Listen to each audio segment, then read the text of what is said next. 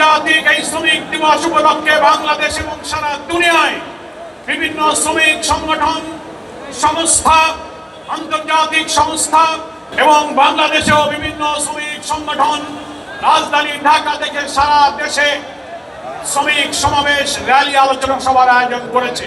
মানুষের তৈরি করা কোনো শ্রমনীতি নিপীড়িত, দুঃখী, ক্ষুধার্ত শ্রমিকের মুক্তি দিতে পারে না।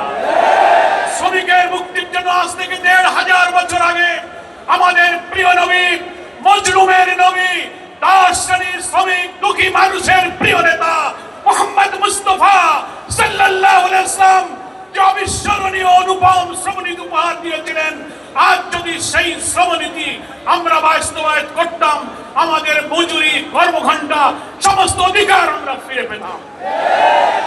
প্রিয় নবী বিদায় হজের ভাষণে, কাবার চত্বরের ঐতিহাসিক ভাষণে যে সমস্ত অধিকারের কথা তিনি দুনিয়ার মজলুমের জন্য উপহার দিয়ে গেছেন, পবিত্র হাদিস গ্রন্থে সেগুলো বিস্তারিত বলা হয়েছে।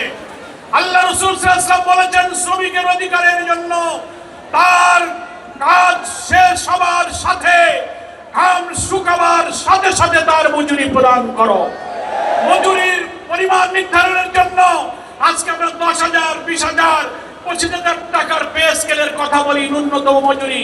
আমার প্রিয় নবী বলেছেন, সমকালীন বাজার চাহিদা, মানুষের প্রয়োজন মেটাবার জন্য মালিক যা খাবে পড়বে, শ্রমিকও যেন তাই খাইতে পারে, পড়তে পারে, ওই পরিমাণ মজুরি দিতে হবে। দুনিয়ার কোন শ্রমনীতি, সমাজতন্ত্র, পুঁজিবাদ, ধর্মনিরপেক্ষতা, জাতীয়তাবাদ, কোন শ্রমনীতিতে শ্রমিকের এই উন্নত মজুরির কথা বলা হয়নি। মালিক যা খাবে পড়বে, শ্রমিকও যেন তাই খাইতে পারে, পড়তে পারে।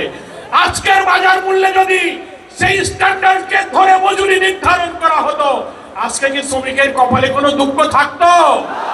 1968 সালে শ্রমিক কল্যাণ ফেডারেশনের জন্ম, তারও আগে এই দেশের 60-এর দশকে বামপন্থী কমিউনিস্টরা শ্রমিক ময়দান দখল করার জন্য লাল পতাকা তুলে ধরো, সমাজতন্ত্র কায়েম করো।